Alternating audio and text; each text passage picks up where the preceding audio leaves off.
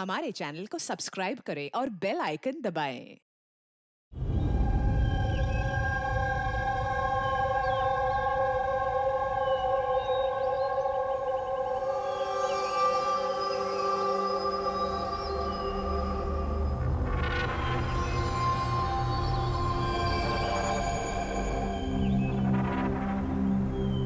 चलो फाइनली ये पल आ ही गया जब मैं आसमान में खुले पंछी की तरह उड़ पाऊं। यस, और तुम्हारी ये उड़ान मैं अपने कैमरा में कैप्चर करूंगी। लेकिन मिस्टर आजाद पंछी, कहीं आसमान में इतनी दूर मत उड़ जाना कि आसमान में गुम ही हो जाओ। डोंट वरी मैडम, वैसे भी अगर रोनी जी आसमान में गायब हो भी गए ना तो वापस तो जमीन भी आना पड़ेगा ना। उड़ान भरने से पहले ही आप नीचे आने की बात कर रहे हो। चलो, हो गई तैयारी? All the best.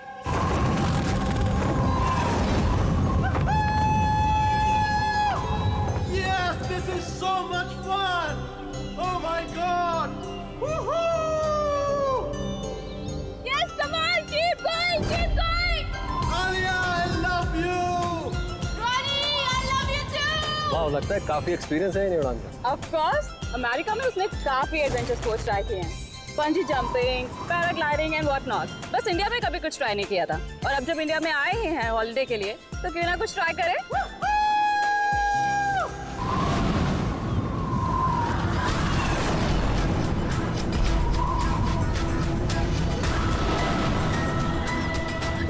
रोनी को कुछ हो गया। जॉनी को कुछ हो गया, देखो।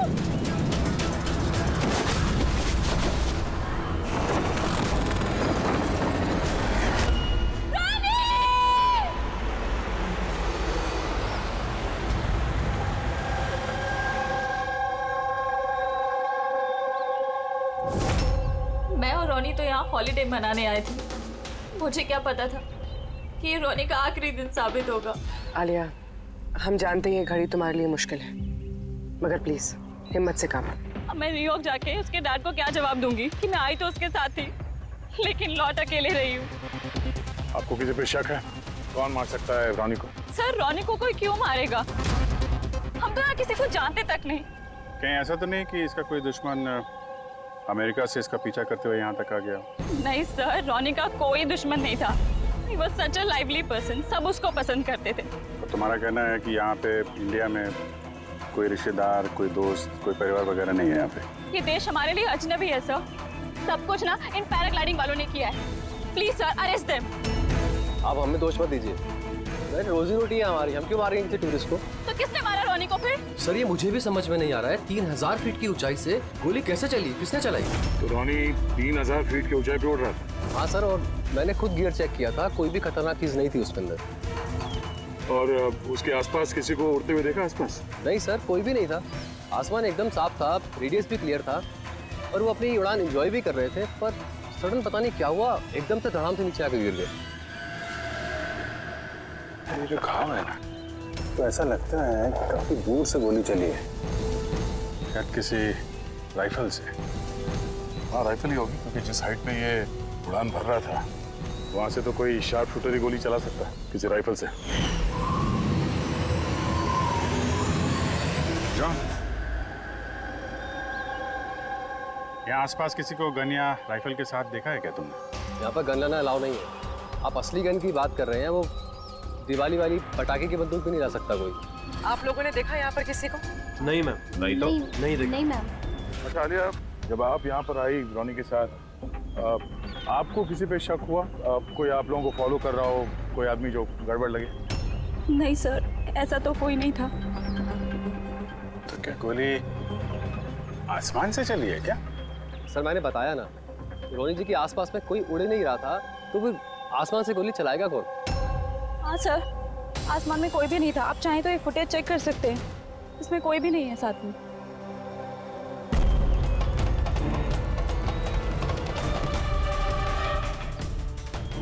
फुटेज में तो रोनी के आसपास दूर दूर तक कोई दिख नहीं रहा। सर, जमीन से नीचे से ऊपर किसी ने गोली नहीं चलाई। ये कह रहे हैं कि जब वो ऊपर उड़ा था तो कोई उसके आसपास नहीं था, तो ऊपर से भी गोली नहीं चला सकता। ये बताइए, ये गोली चली तो चली कहाँ से और किसने चलाई? कमाल है यार, इसका कोई दुश्मन नहीं है तो फिर इसको मारने के लिए इतनी प्लानिंग कौन करेगा? अभी टेढ़ा केस लग रहा है। तो किसी टेढ़े आदमी को भेज देते हैं, टेढ़े सबूत, शायद उसे कुछ पता चल जाए।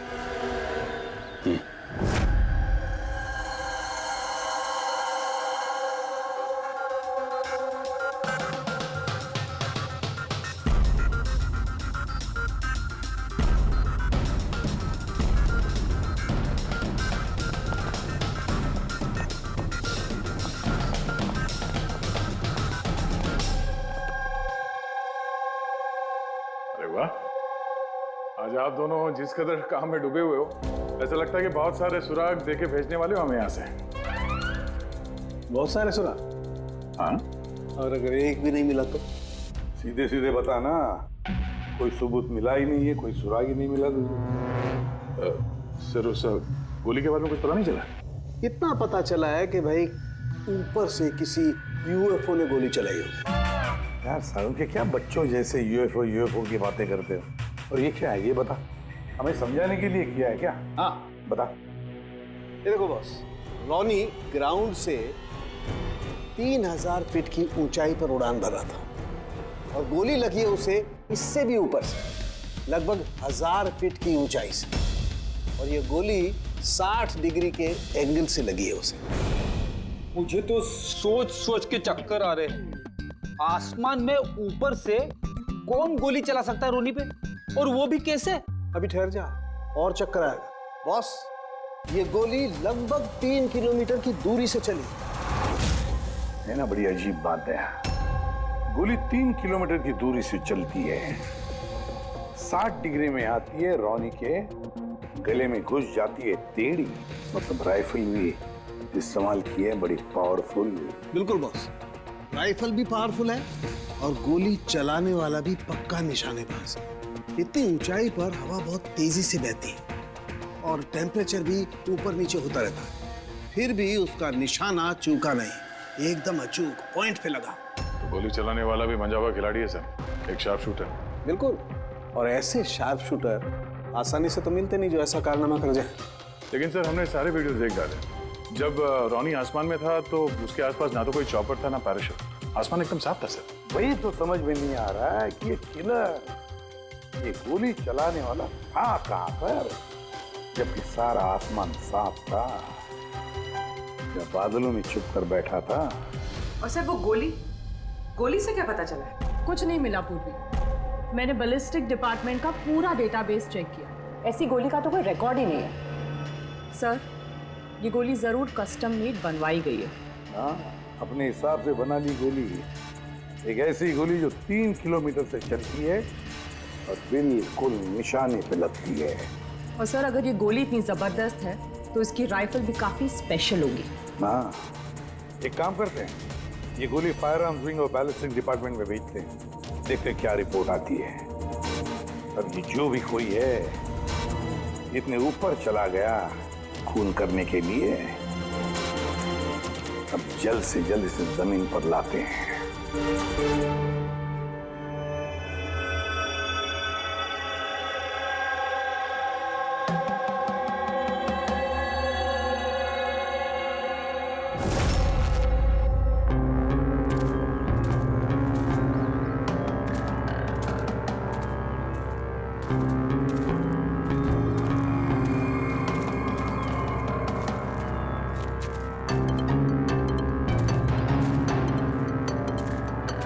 पास में है, वी कैन डू इट। यार गुरु, अब और नहीं चढ़ सकता, बहुत थक चुका हूं मैं। बस नवीन, ज्यादा दूर नहीं है, 3000 फीट चढ़ चुके हैं, पास ही में। We can do it, come on.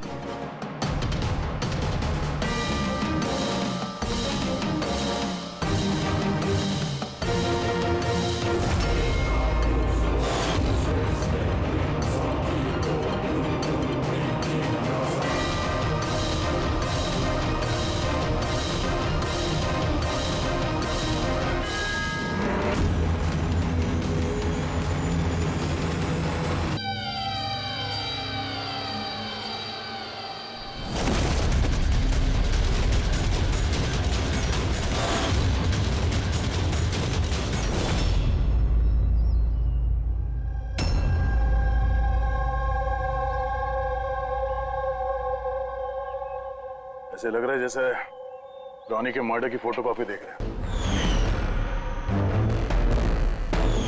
3000 feet की ऊंचाई पे ठीक वैसे ही गोली मारी है सर के पीछे।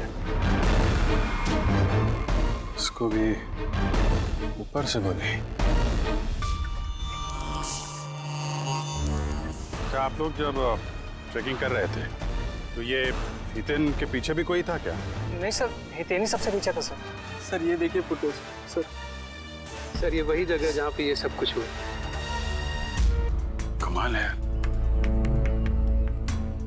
पीछे तो सिर्फ खुला आसमान है, ऐसी कोई जगह दिख ही नहीं रही जहां से गोली चलाई जा सके।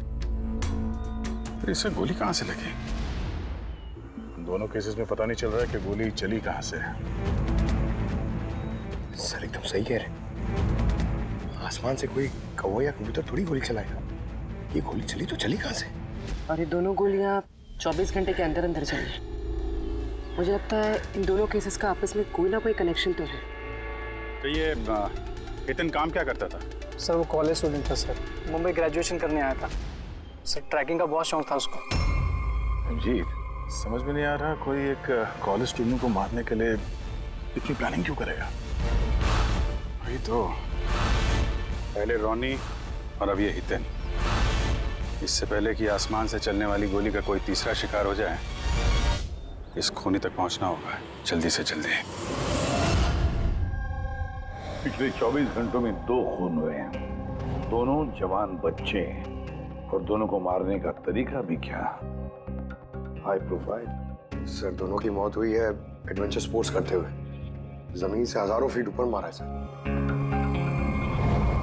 मगर सर सोचने वाली बात है कि खूनी ने ये एडवेंचर स्पोर्ट वाला समय ही क्यों चुना इनको मारने के लिए? वो तो उन्हें कभी भी मार सकता था। इतनी लंबी प्लानिंग 2 बच्चों को मारने के लिए। सिर्फ प्लानिंग ही लंबी नहीं दया, गन भी लंबी। ये ऐसी। ये कौन सी राइफल है सर? ये है TX-65, रशियन गन है बॉस, लॉन्ग रेंज। ऐसी गन से मारा गया होगा। सालुंके साहब, क्या इस गन से 3 किलोमीटर दूर निशाना लगाया जा सकता है? हाँ फ्रेडी, शूटिंग रेंज में ट्राई करके देख लिया है। इसकी रेंज 3 किलोमीटर से ऊपर ही है। ऐसी गन तो आर्मी वालों के पास या फिर आतंकवादियों के पास ही मिलेगी। बिल्कुल बॉस, और इसीलिए मुझे लगता है कि ये सिर्फ मर्डर का मामला नहीं है, कोई बहुत बड़ा गुनाह होने वाला है, लार्ज स्केल पर। दया सर, काम करो, दिल्ली में जाओ इंडियन इंटेलिजेंस विंग में और पता लगाओ कि ये ऐसी गन किसके हाथ लगी थी और कैसे।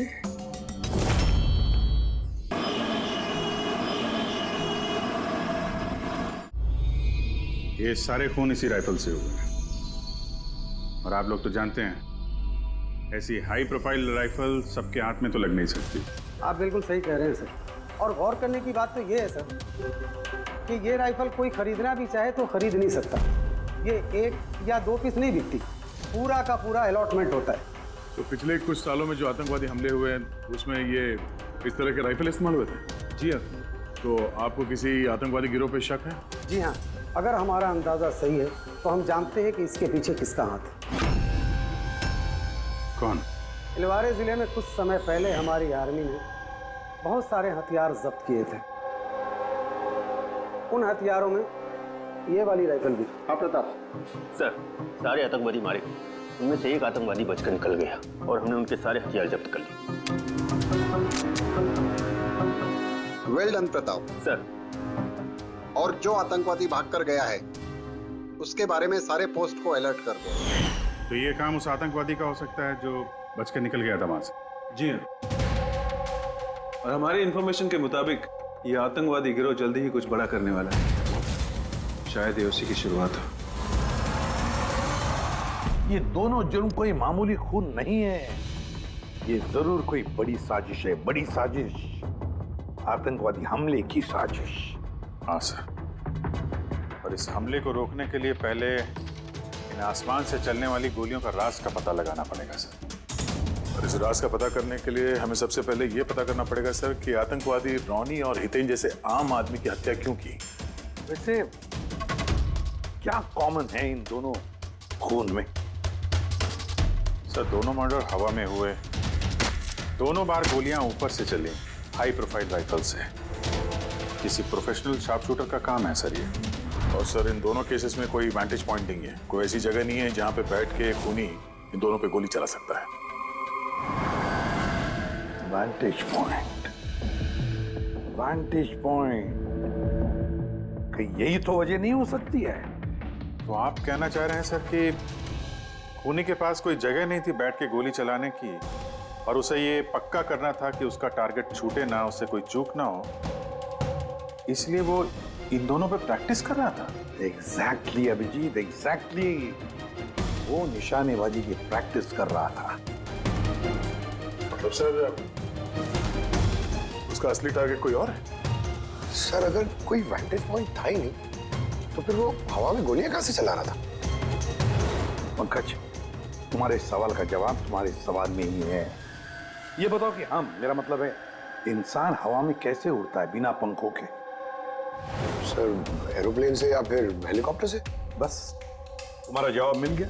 लेकिन सर वहाँ क्राइम सीन पे ऊपर आसमान में कोई चॉपर तो उड़ नहीं रहा था, ना ही कोई केबल कार थी वहां पे। तो दया कुछ और होगा, कुछ और होगा।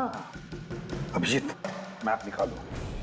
वहां उस पैराग्लाइडिंग और माउंटेनियरिंग कैंप के आसपास देखो। मेरा मतलब है ऐसा कुछ है क्या जहां से आदमी हवा में उड़ सके?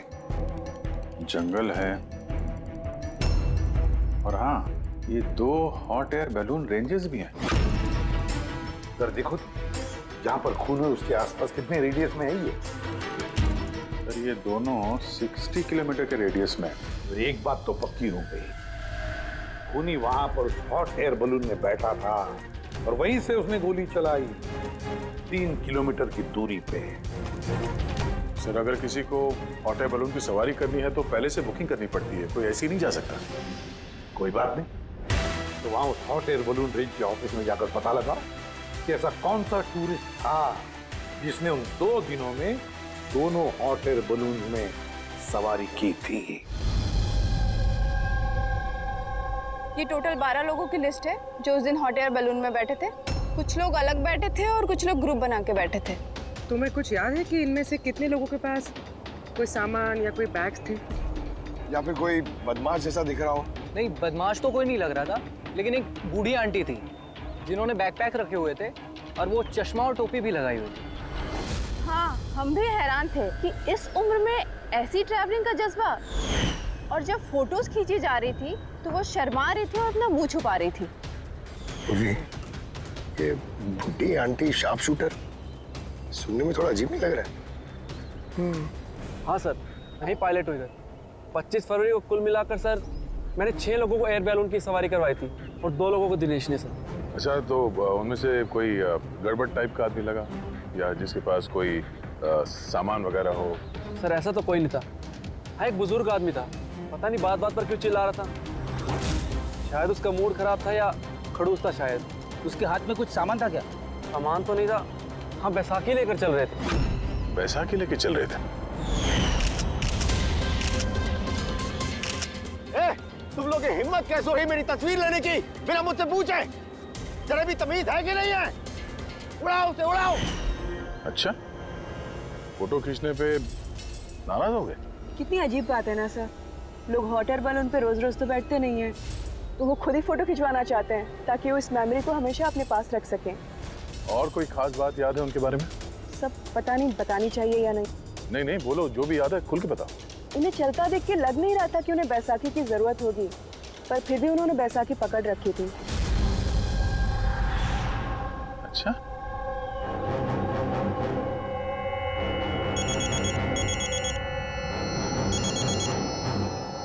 हाँ सर।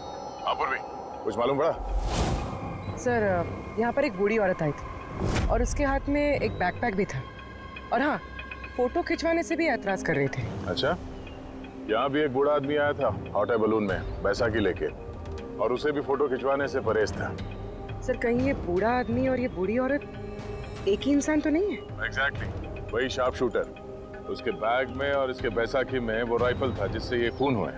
और सर दोनों दिन ये ऊपर अकेला ही गया होगा, क्योंकि अगर किसी और टूरिस्ट के साथ जाता तो फिर राइफल सेट करने में और निशाना साधने में काफी मुश्किल हो जाते। नहीं पूरी, मुझे लगता है वो अकेला तो नहीं गया होगा। मतलब हॉट एयर बलून चलाना और साथ में ये राइफल भी चलाना, दोनों काम एक साथ करना जरा मुश्किल है। इस हॉट एयर बलून का पायलट भी होगा साथ में। मतलब सर, इस जुर्म में पायलट भी मिले हुए हैं? यस। एक काम करो, उस पायलट को पकड़ो जल्दी। उस दिन उस बूढ़ी औरत को ऊपर बलून में कौन ले गया था? पायलट कौन था? संजीव था।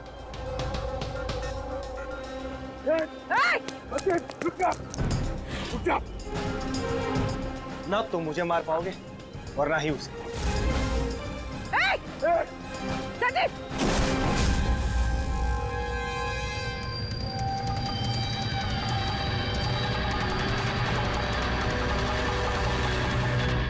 ये तो अपनी जान देने के लिए तैयार था। ये कोई छोटे मोटे मर्डर्स नहीं है पंकज, कोई बहुत बड़ा मिशन है जिसे अगर जल्द से जल्द नहीं रोका गया तो कुछ बहुत बुरा हो सकता है। अच्छा गीता, 24 फरवरी को जो आदमी ग्रुप में नहीं जाना चाहता था, अकेले जाना चाहता था, उसका पायलट कौन था? कौन लेकर? सोलो ट्रैवलर को तो दिनेश लेकर गया था। कमाल है दिनेश, इतनी देर से चुप बैठे हो, कुछ बोल ही नहीं रहे हो। तुम लोग मुझे पकड़ नहीं पाओगे।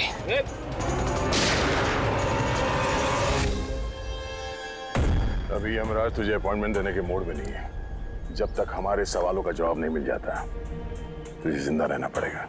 चल। मार लो, जितना मार सकते हो मार लो, मुझे कोई फर्क नहीं पड़ता। वैसे भी तुम्हारे इन कानून के कमजोर थप्पड़ों में इतनी ताकत नहीं है कि मेरे जुर्म की मजबूत हड्डियों को गला सके। समझे? तुम्हारे साथ जोर जबरदस्ती करना होता तो उसके लिए तो 2 मिनट का काम है हमारे लिए, पर बाद में ख्याल आता है तुम्हारे परिवार का,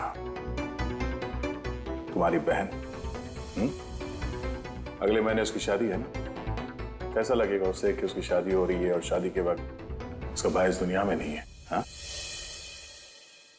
और तुम्हारी माँ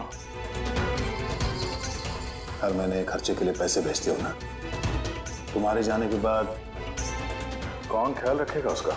कभी सोचा है इसके बारे में? हाँ? नहीं? चलो, अब भी मौका है, सरकारी गवाह बन जाओ।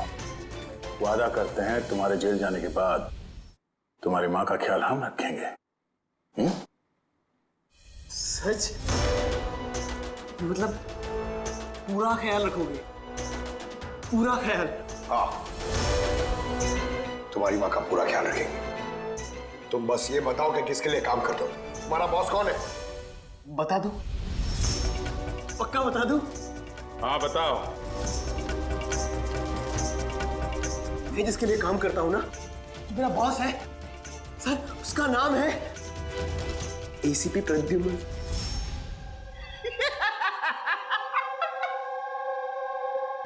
एसीपी प्रद्युम्न, जाओ पकड़ लो और गिरफ्तार कर लो उसे।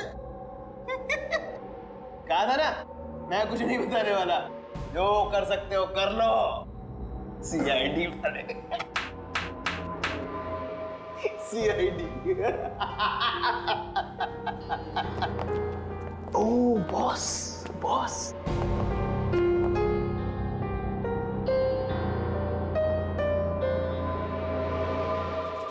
कोई बात नहीं, कुछ मत बताना। अब हम ना तुमसे कुछ पूछेंगे, कुछ बताने के लिए तुम पर जोर जबरदस्ती करेंगे, कुछ नहीं, सिर्फ एक करेंगे, हम तुम्हें सोने नहीं देंगे। सोने नहीं देंगे? वैसे भी मैं अगर जागता रहा तो मैं कुछ बताने नहीं वाला हूं आप लोगों को। कोई जरूरत नहीं, कुछ मत बताओ, पर सोने नहीं देंगे तुम्हें। ओके? यार दया, मैंने तो सुना है कि आदमी खाने पीने के बगैर तो काफी दिनों तक सरवाइव कर सकता है, लेकिन सोए भी ना।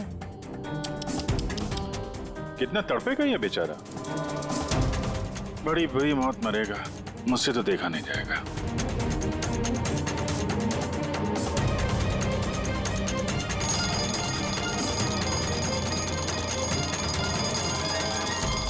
समय काटने के लिए आसानी होगी, हाँ? अपने जिंदगी के आखिरी पल अपनी आंखों के आगे गुजरते हुए देखो, ठीक है? Thank you. सोने मत देना इसको।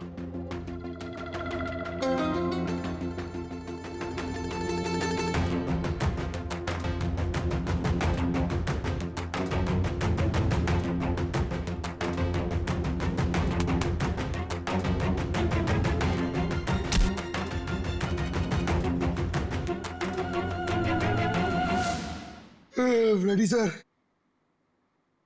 अरे कहाँ हो यार?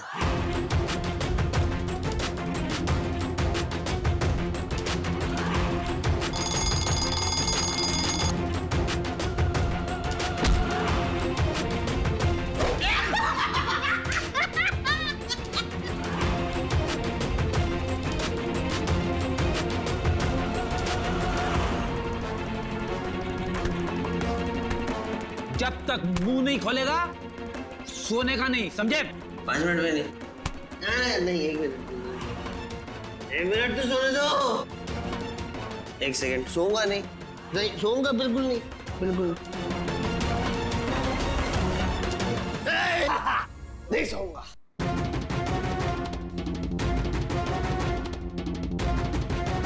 बस अब टूटने वाला ही है।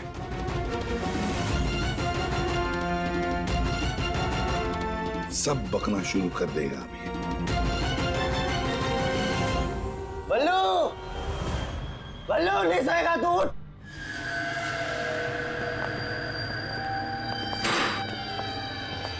क्या सोना चाहता है? तो सोने देंगे ना भाई, क्या प्रॉब्लम है? चलो हम सोने देंगे तुम्हें। खाली ये बताओ कि तुम्हारे गिरोह का प्लान क्या है? हाँ बता दो। मेरा नाम दिनेश नहीं है, मेरा नाम हाँ मेरा नाम बल्लू है, दिनेश नहीं है मेरा नाम। और मुझे स्पेशली इसी मिशन के लिए तैयार किया गया था। और जो 2 मर्डर हुए थे ना, वो प्रैक्टिस थी। हमारा असली मिशन है उसको मारना। और स्टीव, क्या नाम है उसका? वो स्टीव मल्डर। स्टीव मल्डर, वो इंटरनेशनल पीस मीडिएटर, शांति दूत जो हमारे देश आया है, दुश्मन देशों के बीचों शांति का करार करवाता है, आतंकवाद बंद करने के लिए। किसी भी हम नहीं चाहते कि आतंकवाद कभी रुके। और स्टीव मल्डर तो मरेगा, तुम लोग कुछ नहीं कर सकते। और तो कर भी लोगे ना, उसको बचा भी लिया ना, और स्टीव मल्डर को खत्म कर देंगे हम। हमारा जो शार्प शूटर है ना, एकदम रेडी। कहाँ मारने वाले और कब? बोल। वो जब कॉन्फ्रेंस में भाषण दे रहा होगा ना, वो सबसे सही वही सबसे सही समय,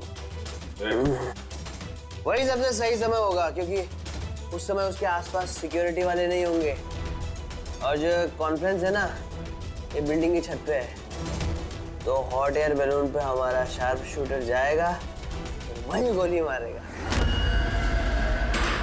कॉन्फ्रेंस 1 घंटे में चालू होने वाला है, अभी जल्द से जल्द पहुंचना होगा। अरे तुम लोग कितनी कोशिश कर लो, नहीं बचा पाओगे उसे। और हाँ, अगर तुम लोगों ने बचा भी दिया ना, तो हम दोबारा प्लान बनाएंगे, दोबारा मार देंगे। कौन मारेगा? कैसा दिखता है वो?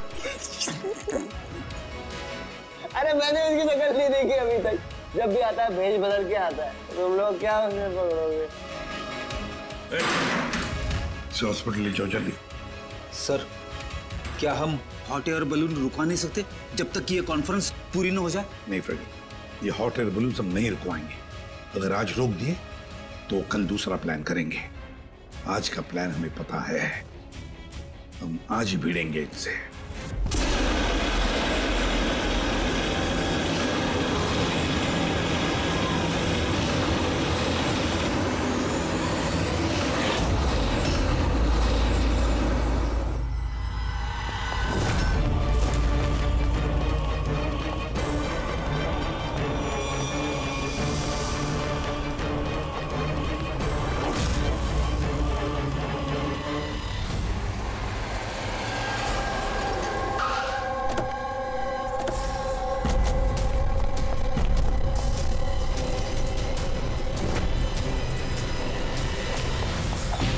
सीआईडी मिस्टर स्टीव मल्डर कहाँ है? ऊपर कॉन्फ्रेंस में।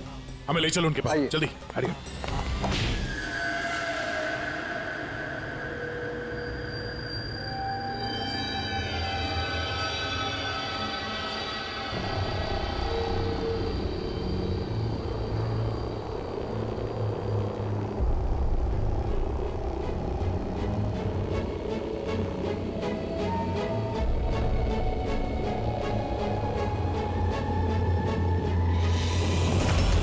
सर यहाँ पे 4 बलून है, 2 हवा में है और 2 रेडी हो रहे हैं उड़ने के लिए। मेरे सामने जो बलून है सर,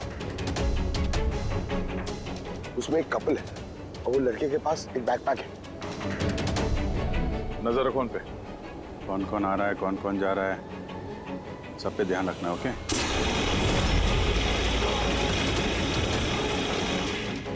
सर उनका बलून टेक ऑफ हो गया सर। हाँ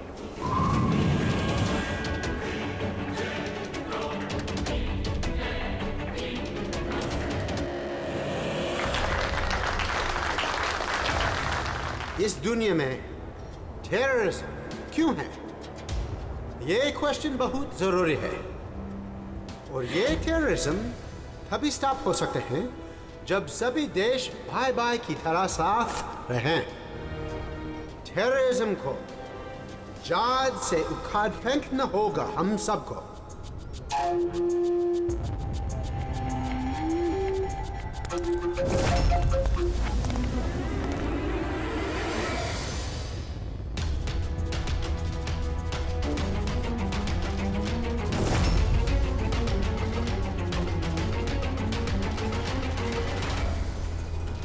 तो म्यूजिशियन है, उड़ने की तैयारी में है। उनके हाथ में गिटार के बैग है। अब ये बताना मुश्किल है कि अंदर गिटार है या गन।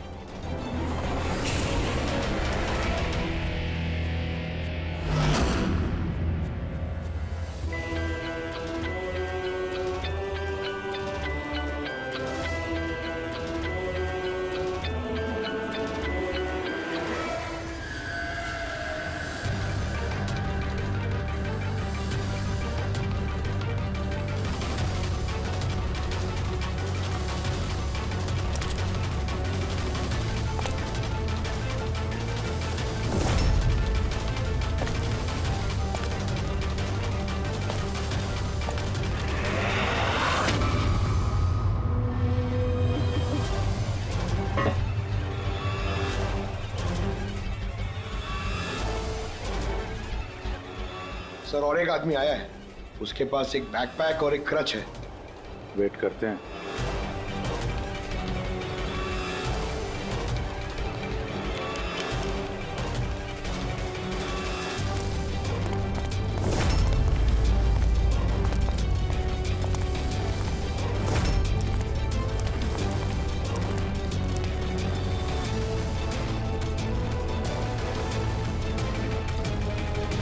सर कैमरा क्रू वाले आए हैं, उनके पास 2 बैग है। Camera crew?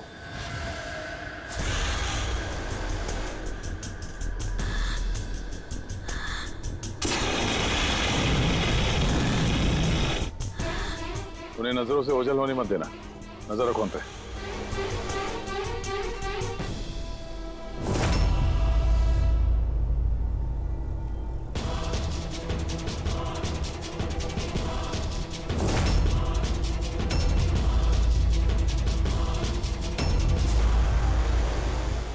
यहाँ तो बहुत सारे बलून उड़ रहे हैं। सुसाइड बॉम्बिंग क्या है? कोई खुशी खुशी हो अपनी जान देने को कैसे रेडी हो सकते हैं? जिंदगी अनमोल। Oh no, We need to respect ये सारे बलून? life। और हर देश वो कौन सा बलून होगा जिसकी हमें तलाश है? लगता है भेष बदल के आया है। ये तो शक्ल से कुछ गड़बड़ लग रहा है।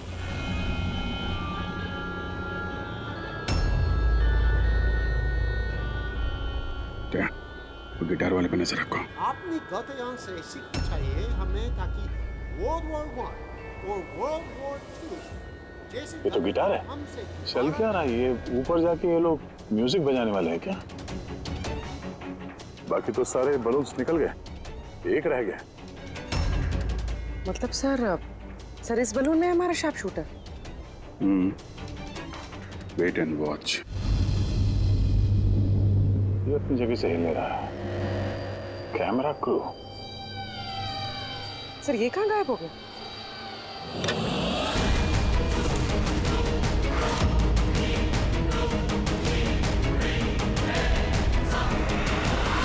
सर इसके पास तो राइफल है, वैसे जैसे साड़ू के सर ने बताई थी।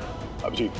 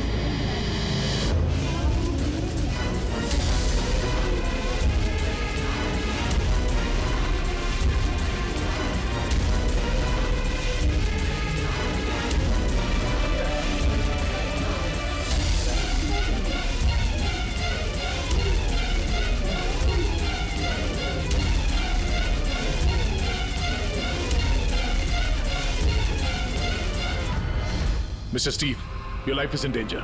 आपकी जान को खतरा है। आप क्या करें? We have a plan. Thank you CID। अगर आप लोग आज सभी वक्त पे नहीं आते, मैं जिंदा नहीं होता। देखिए, मिस्टर स्टीव, खतरा अभी गया नहीं है। अभी खूनी पकड़ा नहीं गया है, इसलिए बीच से हैं? Be careful. Okay. Freddy, Pankaj, उस बलून पे नजर रखना, आंखों से ओझल होने मत देना। हाँ सर, हम लोग बलून को ट्रैक कर रहे हैं।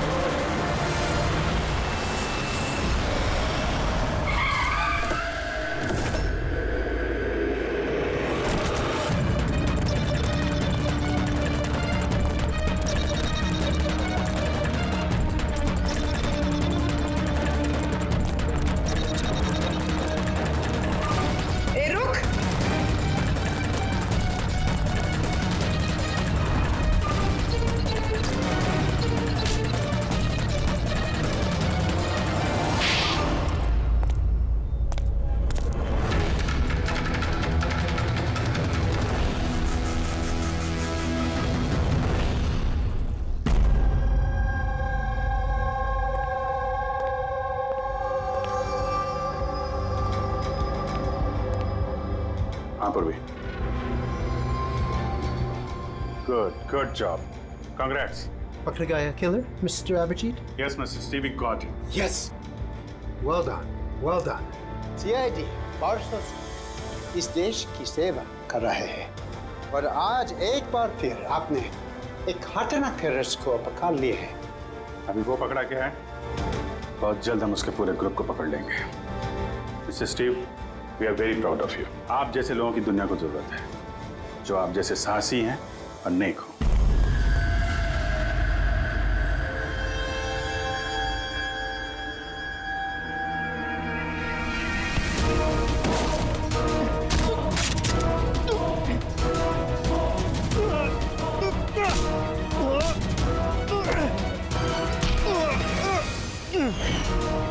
तो तुमने भेस बदलकर हनी और हितेन का खून किया था। तुम मिस्टर शार्प शूटर, अब जेल की उड़ान भरना फांसी पे छूटते हुए समझा। तुम्हें क्या लगता है तुमने मुझे पकड़ लिया तो स्टीव जिंदा बच जाएगा? कभी नहीं। हमारी तादाद इतनी ज्यादा है कि तुम्हारा कानून हमें ढूंढते ढूंढते थक जाएगा, लेकिन हम खत्म नहीं होंगे। खत्म होगा तो तुम्हारा ये देश। एक खटमल हमारे देश पे बुरी नजर डालने वाले आए और चले गए। जानता है हमारे देश को आजाद हुए कितने साल हो गए? 70 साल। और पिछले 70 सालों में हमारे देश के वीरों ने न जाने कितने आतंकवादियों का खात्मा किया है। आज तेरी बारी है, कल तेरे साथियों की बारी होगी। हमारा देश रहेगा और खुशहाल रहेगा। और अगर इस देश से किसी चीज का खात्मा होगा, वो है आतंकवाद। समझा? आतंकवाद।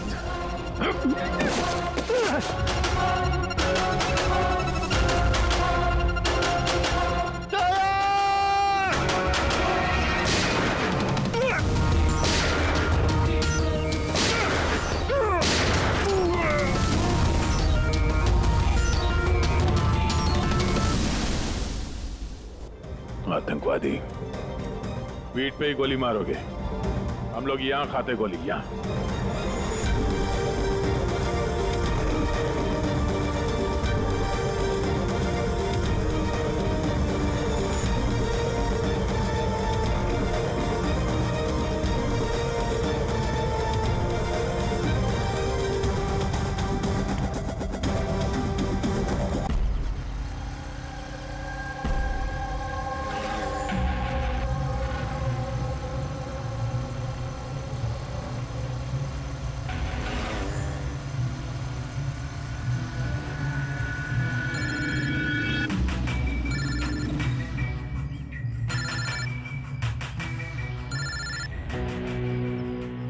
हेलो। हेलो। जी अलीना मैम। अच्छा सुनो।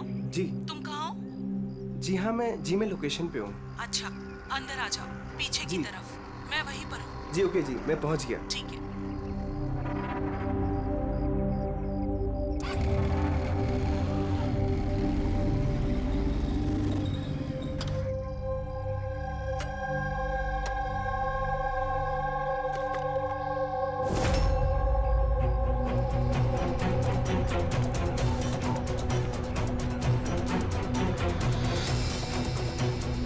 कैसी जगह है यार।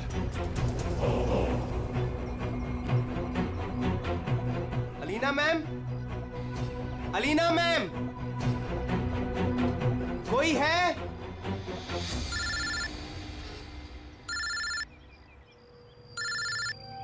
हाँ हेलो। तुम कहाँ हो? मैम मैं पहुंच गया। मैं नीचे खड़ा हूँ बिल्डिंग के। अच्छा, एक काम करो, ऊपर आ जाओ। ऊपर मैम? हाँ ऊपर, जल्दी आ जाओ। ओके ठीक है मैम, मैं आता हूँ। Okay.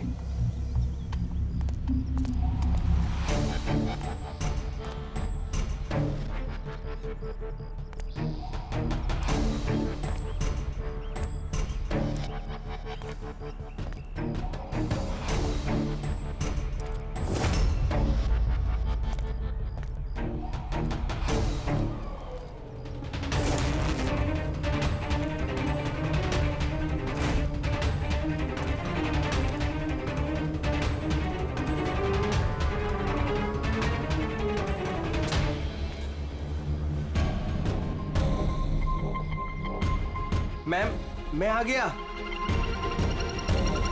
Alina ma'am, ma'am.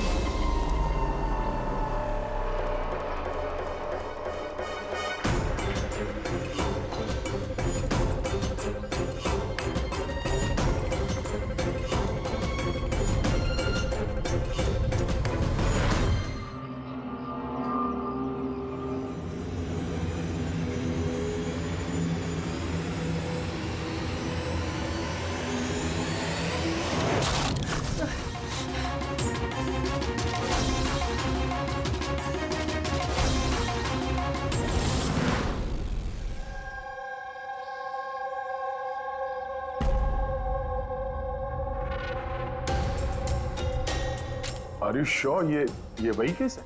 I am 100% sure sir, ये वही केस है।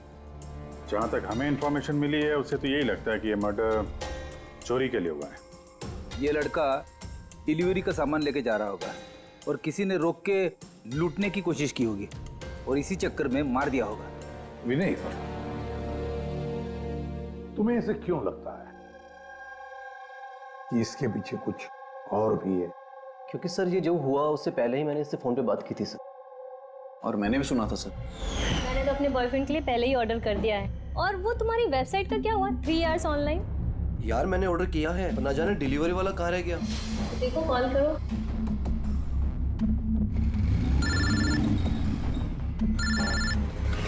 हाँ हेलो। अभी कहाँ रह गए यार, कब से वेट कर रहा हूँ आपका। सॉरी सर, आधे घंटे में आ रहा हूँ। मेरे क्लाइंट ने एड्रेस कहीं का दिया था और उसने मुझे बुलाया कहीं पर है। बस सर वही जगह मैं ढूंढ रहा हूँ। प्लीज सर थोड़ा सा वेट करिए। हेलो भैया, ये एसजे मिल्स का है? एसजे मिल्स उस तरफ। हेलो, अरे किससे बात कर रहे हो? सीधे जी। हाँ सर, बस मैं बस आधे घंटे में आ रहा हूँ। हाँ ठीक है चलो। लेकिन वो आया नहीं सर, हमें लगा पता नहीं क्या हुआ। फिर मैंने न्यूज़पेपर में एक आर्टिकल देखा और विनीत को बताया। हमें लगा शायद ये वही होगा। सर मैंने एकदम ठीक से सुना था सर, वो किसी से एसजे मिल कंपाउंड का एड्रेस पूछ रहा था। तो हो सकता है कि जिसका भी सामान डिलीवर करने राज जा रहा था उसी आदमी ने राज को फोन किया होगा और वहां बुला लिया होगा एसजे मिल्स कंपाउंड में। सर हम तो ये रैंडम रॉबरी केस समझ रहे थे, ये तो प्लान मर्डर लग रहा है। और अगर ये प्लान था सर तो इस प्लान को समझ के मुजिम तक पहुंच सकता है। ठीक है Vineet, thank you very much. तुम दोनों ने हमारी बहुत मदद की है। जा सकते हो तुम लोग। Thank you so much.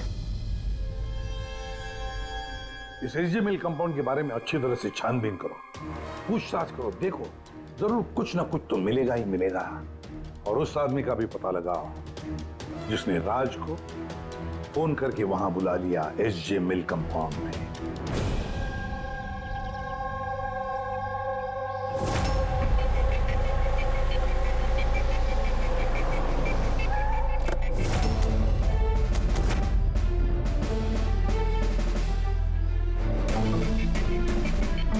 Abhijit,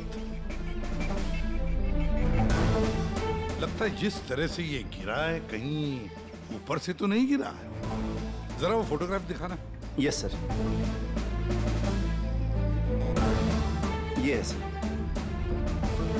पीठ के बल गिरा है और गला कटा हुआ है।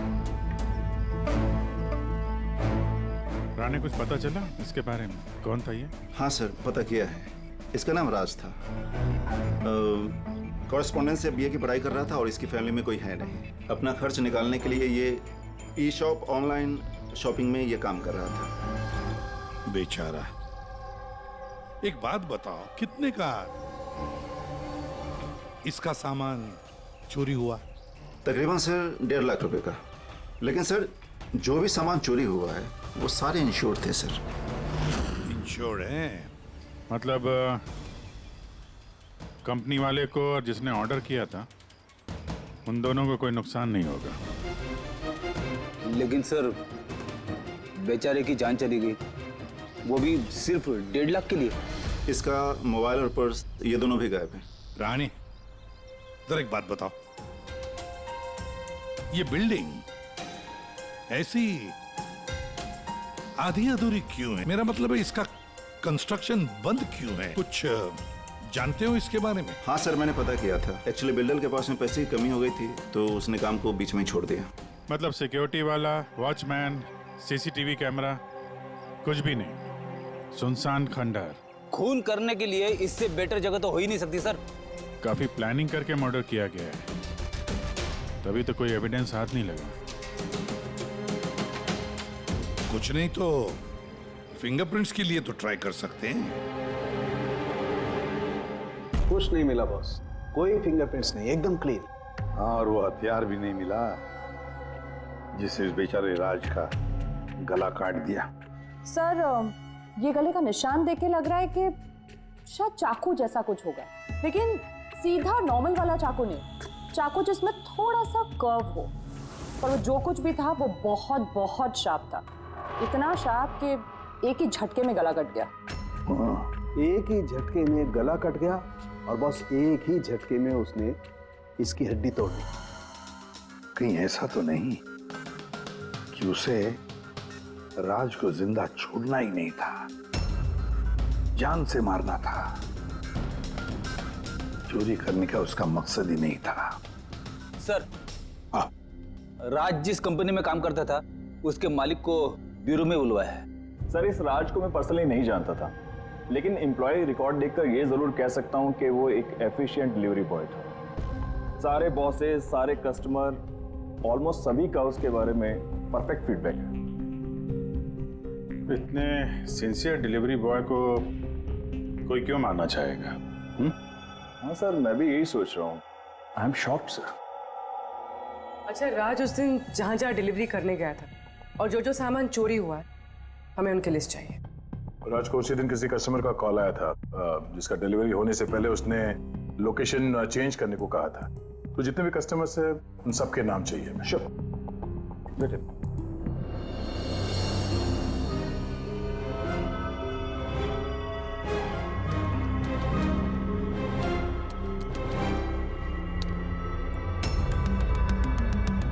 सर, ये विनीत सर, इसके ऑफिस का एड्रेस इस अलीना के एड्रेस के बाद में। अलीना ने कॉल किया हुआ सर। लैपटॉप ऑर्डर किया था सर। काफी महंगा लैपटॉप है। हाँ, पर उसका ये एड्रेस एसजी मिल्स नहीं है, कुछ और ही है। और सर, ये एसजी मिल कंपाउंड से 2-3 किलोमीटर ही दूर है। इसका मतलब अलीना ने फोन करके उसके घर के एड्रेस पे आने के बजाय उसे एसजी मिल्स में बुलाया। अरे अलीना जहाँ रहती है तो काफी पॉश इलाका है। 1.5 लाख के सामान के लिए वो किसी का खून करेगी क्या? पर सर, पेमेंट हुआ नहीं, कैश ऑन डिलीवरी था। ठीक है mister Suraj, thank you very much. आप जा सकते। तुम लोग अलीना के घर जाके देखो, पता नहीं अभी भी वो घर पे है या भाग गई। और बता, तेरी किटी पार्टी कैसी थी? मनोज, देखना कौन है, काफी एंजॉय किया। और Alina? Yes, how can I help you? CID, तुम ई शॉप से ऑनलाइन शॉपिंग करती हो? हाँ, लेकिन कभी कभी।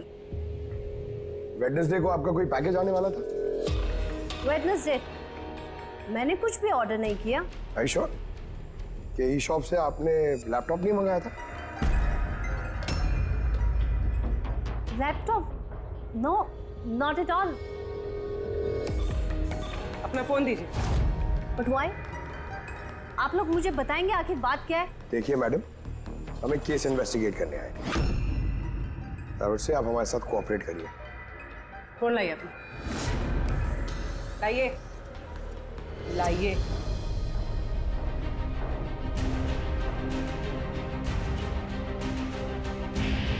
अगर तुमने कोई लैपटॉप ऑर्डर नहीं किया था तो वेडनेसडे को 12:55 पर तुमने डिलीवरी बॉय को फोन क्यों किया था?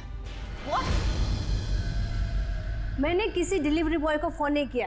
आपके नाम से एक लैपटॉप ऑर्डर हुआ था जो आपके घर पे डिलीवर होने वाला था, और आपके मोबाइल नंबर से एक डिलीवर बॉय को फोन किया था, और आपको कुछ नहीं पता? लिसन, मुझे सच में कुछ नहीं पता कि आप लोग क्या कह रहे हैं और किसके बारे में बात कर रहे हैं। चलो मान लेते हैं कि तुमने कुछ ऑर्डर नहीं किया था, तो तुम्हें कोई कंफर्मेशन मैसेज भी नहीं आया होगा। अभी पता चल जाएगा।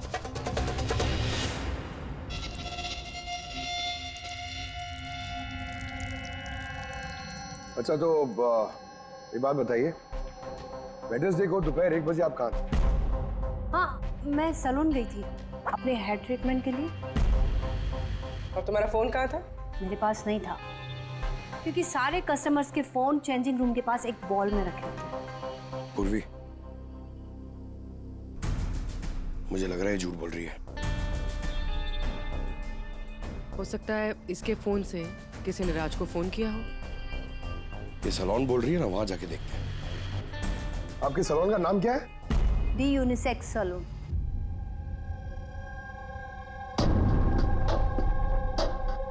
सर ये अलीना शायद यहीं कहीं बैठी होगी अपना हेयर ट्रीटमेंट कराने के लिए।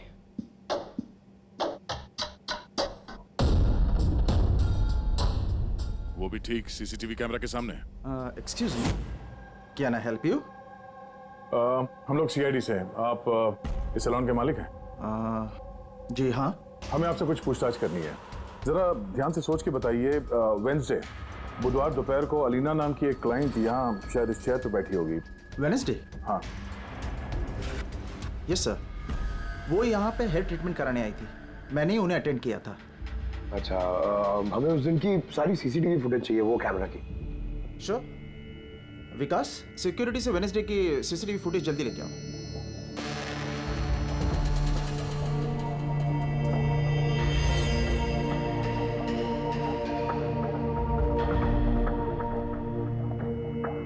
Sir,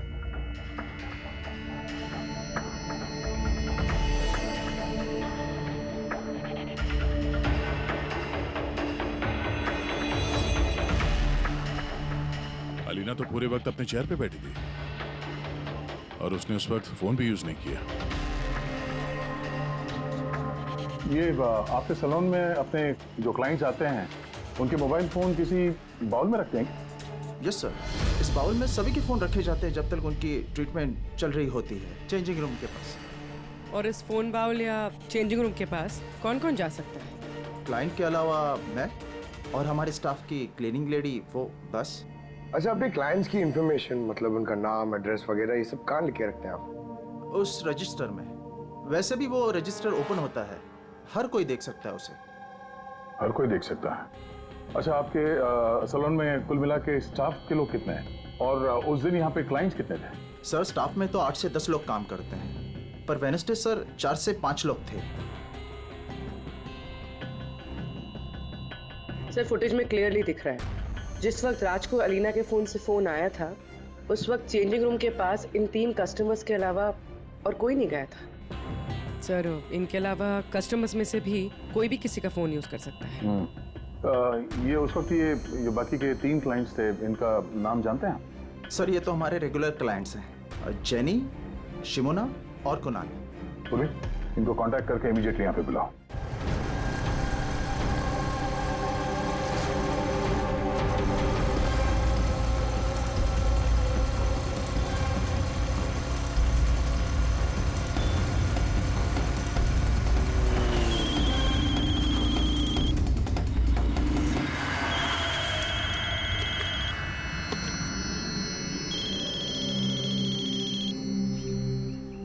hello. हाँ, मैं अमर बोल रहा हूँ। मेरा शॉपथॉन से एक ऑर्डर था जो आज डिलीवर होने वाला था। एक छोटी सी रिक्वेस्ट है कि ये तुम दूसरे एड्रेस पर डिलीवर कर सकते हो क्या? सॉरी सर, पॉसिबल नहीं हो पाएगा। मुझे आज बहुत सारी डिलीवरीज करनी है और मेरा पूरा शेड्यूल ऊपर नीचे हो जाएगा सर। नहीं यार, ज्यादा दूर नहीं है, मेरे घर से सिर्फ 5 मिनट की दूरी पर है। सर पॉसिबल नहीं हो पाएगा। एसजे मिल में जो हुआ उसके बाद से हमारे बॉस ने स्ट्रिक्टली हम सबको बोला है कि जो एड्रेस दिया उसी पे डिलीवर करना है। अरे यार, एसजे मिल में जो हुआ सबके साथ थोड़ी ना होता है। मैं तुम्हें कहाँ मारने वाला हूँ? मैं थोड़ा फंसा हुआ था इसलिए रिक्वेस्ट कर रहा हूँ यार, ऊपर से कुछ पैसे ले लेना। देखो आगे नजदीक में एक वेयर हाउस है, तुम वहीं आ जाओ, मैं वेट कर रहा हूँ तुम्हारा। ठीक है सर, अब 2 डिलीवरी हो रहे हैं, उसके बाद आधे घंटे में आपके पास आता हूँ। अरे वाह, आ जाओ। कोई हमें बताएगा प्लीज हो क्या रहा है और हमें यहाँ क्यों बुलाया? आखिर हमने किया क्या है?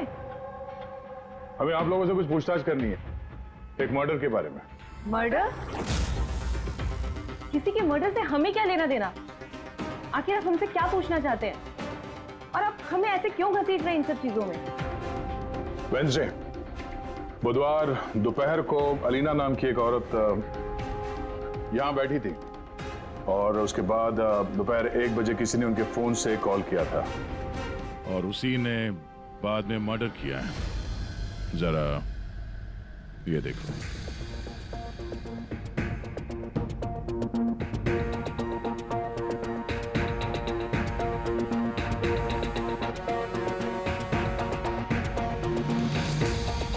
अलीना के अलावा तुम तीनों ही थे जो फोन्स के पास जा सकते थे।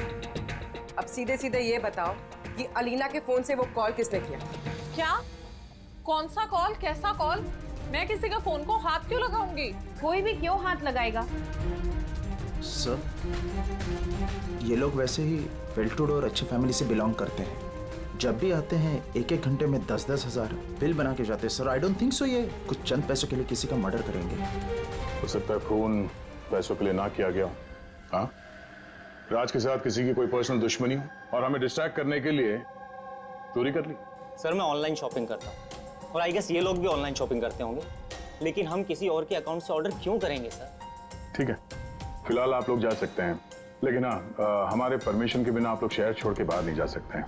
प्लीज कोऑपरेट कीजिए हमारे साथ।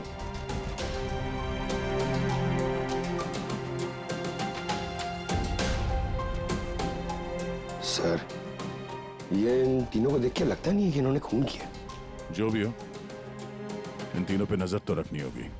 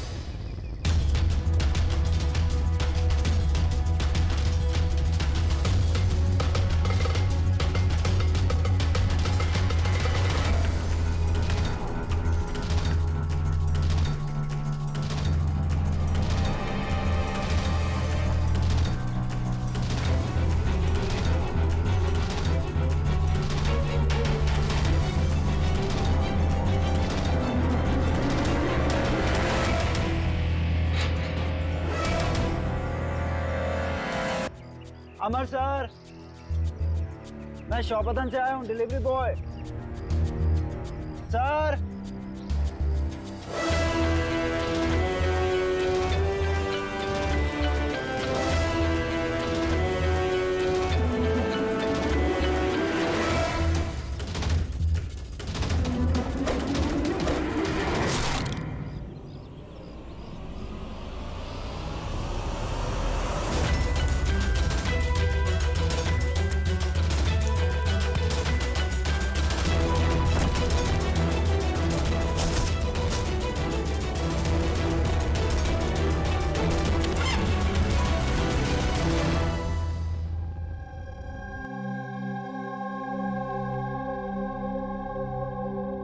देखो जतिन, डरो मत, ठंडे दिमाग से सोच के बताओ कि एग्जैक्टली हुआ क्या था। सर, सब कुछ बता तो दिया पुलिस को।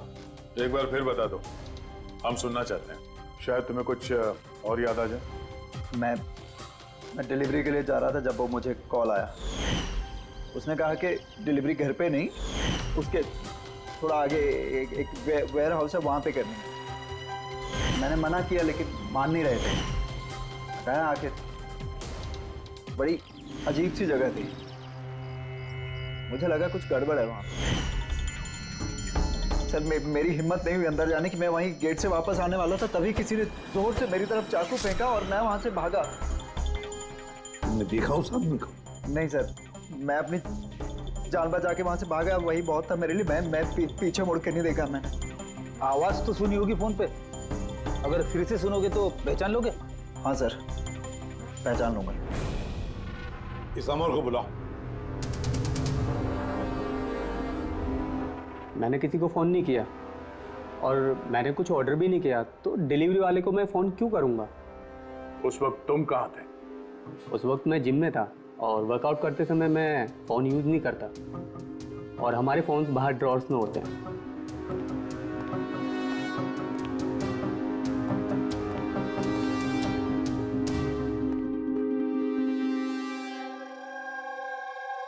जतिन, आवाज सुनी उस आदमी की? क्या ये वही है? नहीं सर, ये वो नहीं है। Are you sure? ठीक से याद है? सर उसकी आवाज बहुत भारी थी, ये पक्का वो नहीं है। ठीक है, तुम जा सकते हो, जरूरत पड़े तो बुला लेंगे। Thank you sir. सर हमें तो लग रहा था कि राज का मर्डर पर्सनल दुश्मनी की वजह से हुआ है, पर यहाँ तो कुछ और ही चक्कर है। और खाली पैसों का मामला हो ऐसा भी नहीं लगता है। एग्जैक्टली सर, क्योंकि इस बार तो सामान सिर्फ 50,000 का था। या तो सर ये खूनी इसे पैसे की सख्त जरूरत है या फिर मेंटली अनस्टेबल है। सर अगर ऐसी बात है तो वो सैलून वाले चारों तो हो ही नहीं सकते, क्योंकि वो तो अच्छे अमीर खानदान से। चारों के बारे में क्या पता चला? फॉलोअप किया? हाँ सर, लोकल पुलिस उस पर नजर रखे हुए।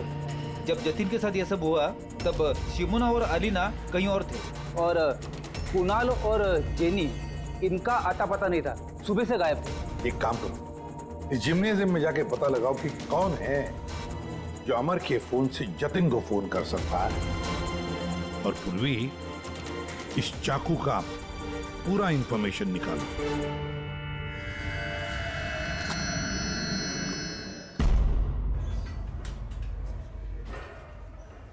एक्सक्यूज मी, ये जिम का मैनेजर कौन है?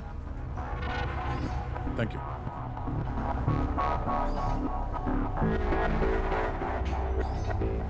अरे आप तो ऑलरेडी इतने वेल बिल्ट हैं, ट्रेनर के जॉब के लिए अप्लाई करने आए हैं क्या? आपके होते हुए हमारी क्या जरूरत है? सीआईडी, हम आपसे कुछ सवालों का जवाब चाहते हैं मिस्टर हेमंत। हेमंत, पिछले कुछ दिनों में डी यूनिसेक्स स्पा और सैलून में और इस जिम में कुछ ऐसी बातें हुई हैं जो कम है। मतलब किसी और ने किसी और के फोन से किसी और को फोन किया और उसके ठीक बाद उसका मर्डर भी हो गया। तुमने डी यूनिसेक्स एंड स्पा का नाम सुना है? नहीं तो। ये अमर यहाँ आता है वर्कआउट करने? जी हाँ। तो कल दोपहर को 4:30 बजे के आसपास अमर जिम में ही था। सर ये तो मुझे उसके ट्रेनर से पूछना पड़ेगा, मैं 1 मिनट उसको बुलाता हूँ। जयंत,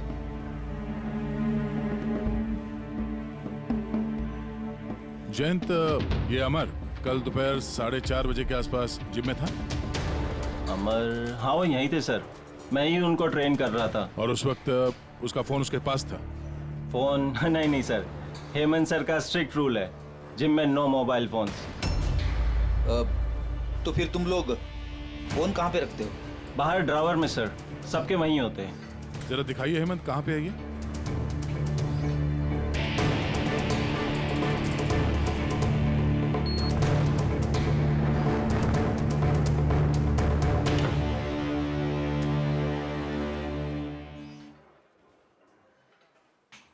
सारे फोन्स एक साथ एक जगह पे, सेम पैटर्न। कौन कौन आता जाता है यहाँ इस ड्रॉअर के पास? सर सिर्फ मैं और मेरा स्टाफ, मालिक और जयंत। सर ऐसा लग रहा है इस जिम में और सैलून में कोई कॉमन लिंक है। हेमंत सर, तुम्हारे सारे क्लाइंट्स और स्टाफ, इन सब की पूरी डिटेल चाहिए हमें, जल्दी। जी सर।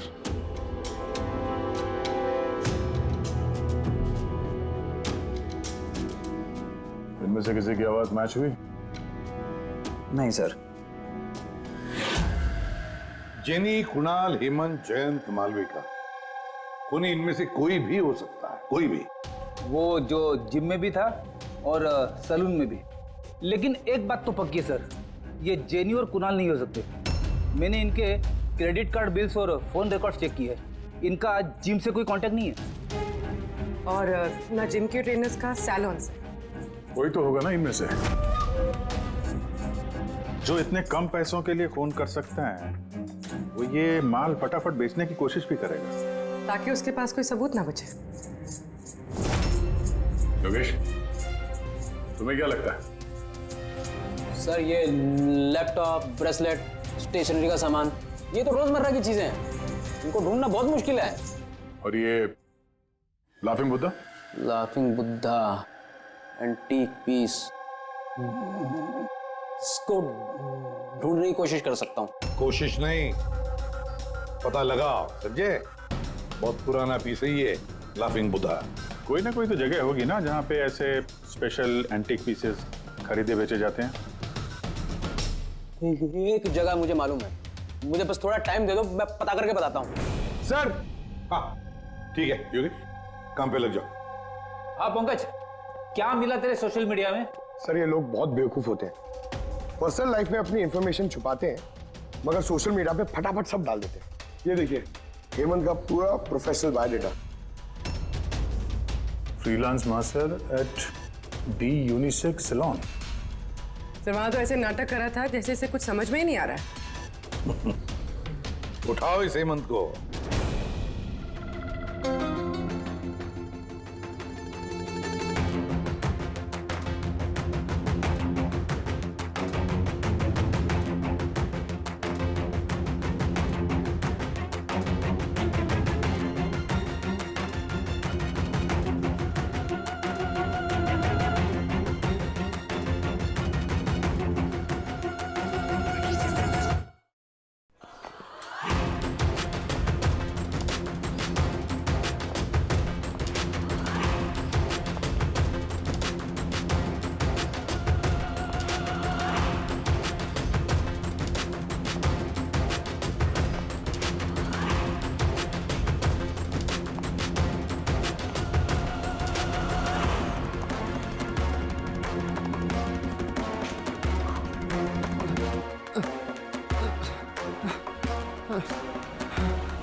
झूठ बोला तुमने हमसे।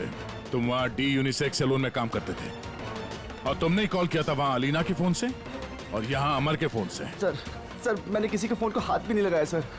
हाँ मैंने आपसे झूठ बोला था ताकि आपको मुझ पर शक ना हो।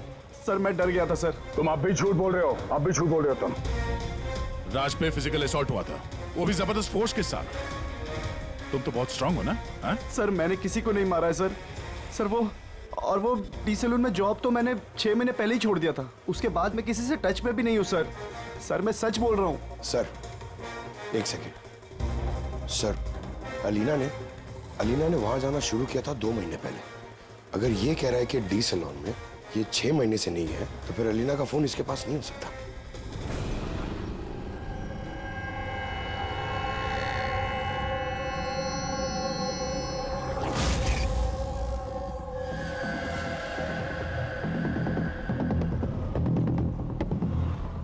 हेलो, हाँ सर, मैं उसी दुकान के बाहर खड़ा हुआ हूँ जिधर वो लाफिंग बुद्धा बेचा है। हाँ। ये लंबा चौड़ा बॉडी बिल्डर टाइप का आदमी था। हाँ, लूज कपड़े पहने हुए थे, दाढ़ी वीड़ी रखी हुई थी। हाँ, चश्मा भी पहना हुआ था। गुड जॉब योगेश, ठीक है। सर ये जतिन जो है ये तो क्लीन शेव्ड है, ये नहीं हो सकता। ये हेमंत की दाढ़ी भी है और बॉडी बिल्डर भी है सर। ये मालविका ये बॉडी बिल्डर नहीं है, इसकी तो दाढ़ी भी नहीं है। मुझे लगता है ये हेमंत ही है सर। इस हेमंत पे नजर रखो।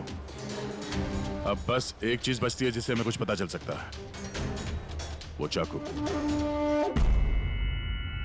सर हम ऐसे इंतजार तो नहीं कर सकते सर।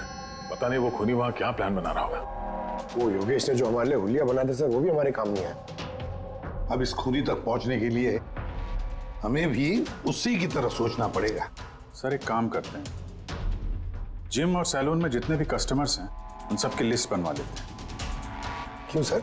देखो खूनी अपने प्लान के लिए इन्हीं दोनों जगहों के कस्टमर्स का इस्तेमाल कर रहा है।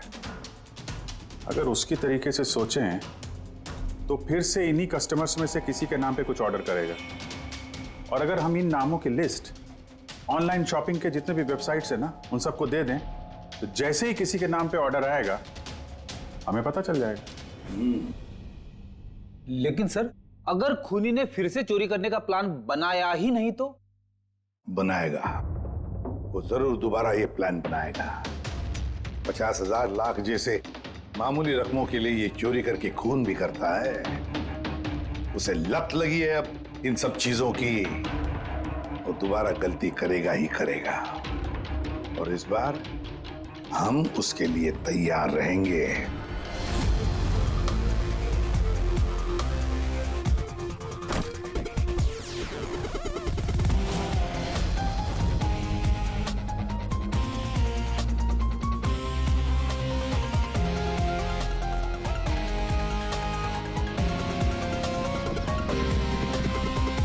हाँ सर।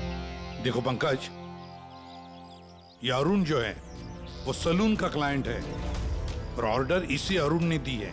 ओके, तुम्हें फोन आएगा थोड़ी देर में, तैयार रहना। सर मैं एकदम रेडी हूँ, तैयार बैठा हूँ यहाँ पे। गुड। और उसके ओरिजिनल एड्रेस पे जा रहा हूँ सर। हाँ।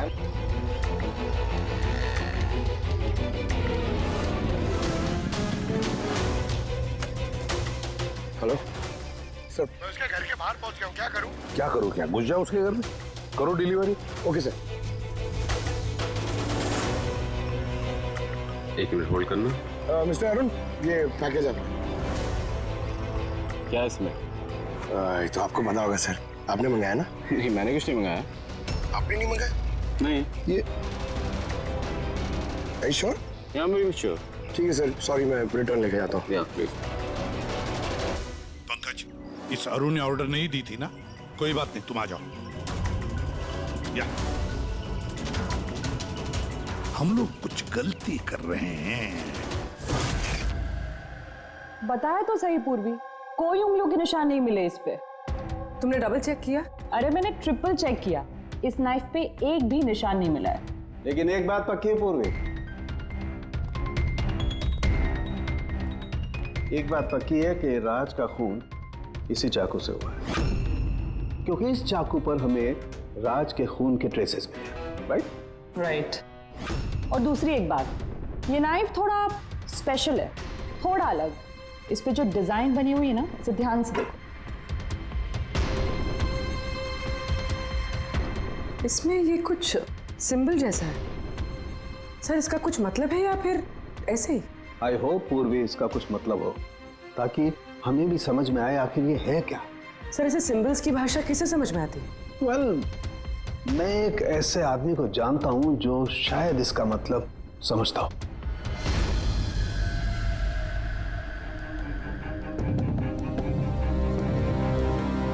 ये जो चाकू है ना जी, ये कम से कम 200 वर्ष पुराना है, प्री ब्रिटिश आर्टिफैक्ट। ये आप लोगों के पास कहां से आया? हम भी यही जानना चाहते हैं सर कि ये कहां से आया। देखने में तो ये राजस्थान के उत्सर्ग राजघराने का लगता है। ये कैसे पता चला आपको? ये सिंबल देख रहे हैं ना आप, ये सेंटर में।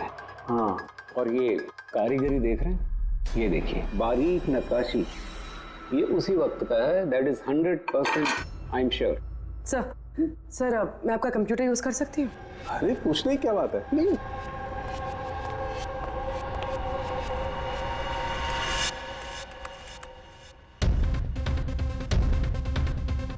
सर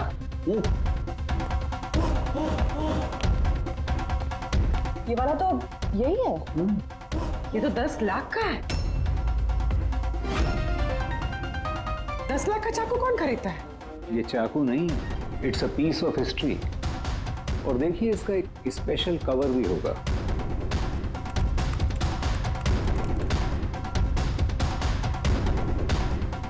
$60 लाख? इसका कवर 60 लाख का है? 60 लाख कवर का? हाँ। सर इसके स्टोर मैनेजर को फोन करते हैं।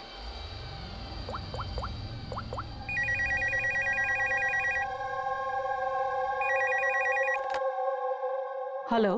हेलो, मैं पूर्वी बोल रही हूँ सीआईडी से। मैं आपकी वेबसाइट पे एक एंटीक चाकू देख रही हूँ जिसका आइटम नंबर है 7117। आप बता सकते हैं किसने खरीदा है? या श्योर मैम, वेट। जी वो चाकू तो पिछले हफ्ते ही हमारे यहाँ से किसी ने लिया है। और हाँ, आज ही उन्होंने उस कवर के लिए 4 लाख रुपए एडवांस पेमेंट भी किया है। डिलीवरी कब है? आज ही। इनफैक्ट हमारा जो डिलीवरी बॉय है वो तो पहुंचता होगा। अच्छा, जिसने भी ये कवर खरीदा है हमें उसका नाम और एड्रेस चाहिए, और आपके डिलीवरी एजेंट का नाम, एड्रेस और फोन नंबर, जल्दी। ओके सर, एसीपी सर को इन्फॉर्म करना होगा, और जो भी ये डिलीवरी एजेंट है उसे ट्रैक करना होगा। अरे ये कैसी जगह है? कहीं मैं गलत एड्रेस पे तो नहीं आया ना? SJ मिल कंपाउंड, एड्रेस तो सही है। कॉल लगा देता हूँ। Hello sir. हाँ सर, मैं आपके दिए गए एड्रेस पे आ गया हूँ। हाँ सर, आप कहाँ पे हो? अंदर? लेकिन सर यहाँ पर तो कोई भी नहीं है, तो एकदम सुनसान जगह है। टिप ठीक है सर, मैं अंदर आता हूँ।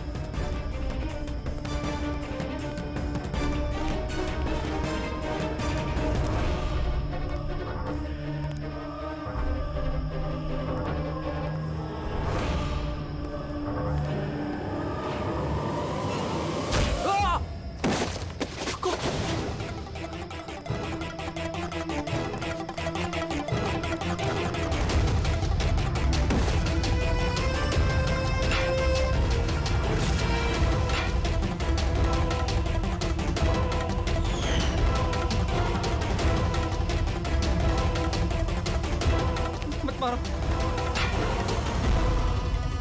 कौन हो तुम? छोड़ दो मुझे।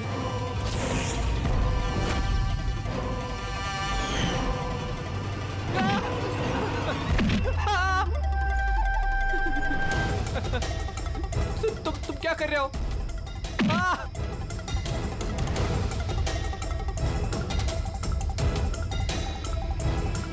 मत मारो।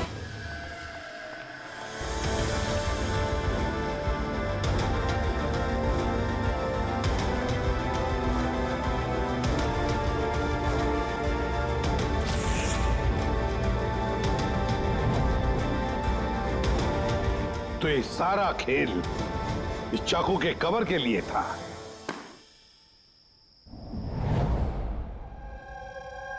थक गई थी मैं अपनी लाइफ से, अपनी इस 50,000 की नौकरी से।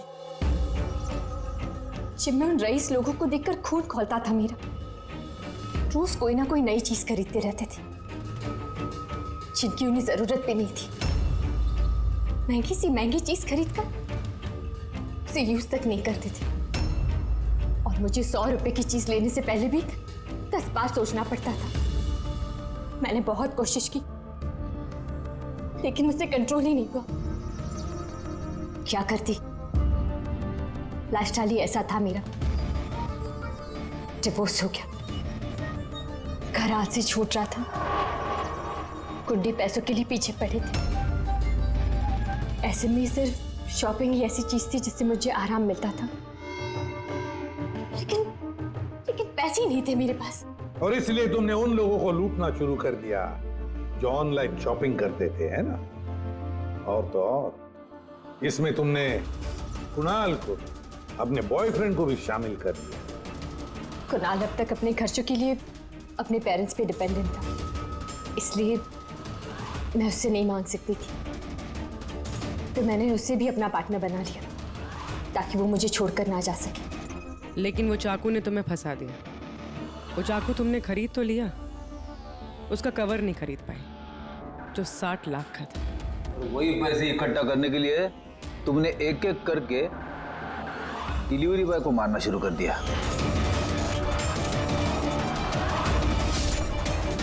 और आज उसको भी मारने वाली थी जो चाकू का कवर डिलीवर करने वाला था।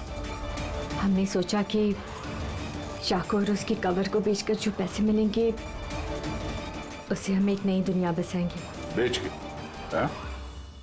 जैसे तुम एक आदमी के फेस में वो लाफिंग बुद्धा बेचने गई थी। तुमने अपनी आवाज कैसे बदली थी जब तुमने जतिन को फोन किया था? वॉइस मॉड्यूलेटर ऐप से। मुझे लगा कि ऐसा करने से पुलिस को शक ही नहीं होगा, जयंत और हेमंत पर ही शक जाएगा। और उसी ऐप का इस्तेमाल करके तुमने राज को एसजे मिल में बुलवा लिया, क्यों? अमीर बनना था ना तुम्हें? अमीर बनना था इसे, पैसा चाहिए था, पैसा। और इसलिए उन मासूम डिलीवरी बॉयज की जान की पीछे पड़ी तुम। खून कर दिया एक का, एक तो बेचारा बाल बाल बच गया और एक को हमने बचा दिया। क्या बिगाड़ा था उन्होंने तुम्हारा? हा? क्यों मारा तुमने उन्हें? अफसोस नहीं है तुम्हें अपने किए पर? अफसोस है अपनी लाइफ पर। अगर मैं दूसरों की तरह अमीर होती तो मुझे ये सब करने की जरूरत ही नहीं पड़ती। खून करने के लिए कोई वजह जायज नहीं होती। तो तुम पैसों की बात कर रही हो। तुमसे ज्यादा जरूरत राज और जतिन को थी, और उनके पास भी कई मौके थे। वो लोग लाखों का सामान चुरा के भाग सकते थे, लेकिन उन लोगों ने ऐसा नहीं किया क्योंकि वो लोग मेहनती थे, ईमानदार थे। तुम दोनों की तरह क्रिमिनल्स नहीं। अब से शुरू होगी तुम्हारी नई लाइफ की शुरुआत जेल की सलाखों के पीछे। जिंदगी से थक गई थी ना तुम, अब आराम करते बैठना और सोचते रहना नए नए तरीके पैसे कमाने के ऑनलाइन शॉपिंग से। तब तक फांसी का ऑर्डर तो आ ही जाएगा। For more updates, subscribe to our channel, click the show links and enjoy watching the videos.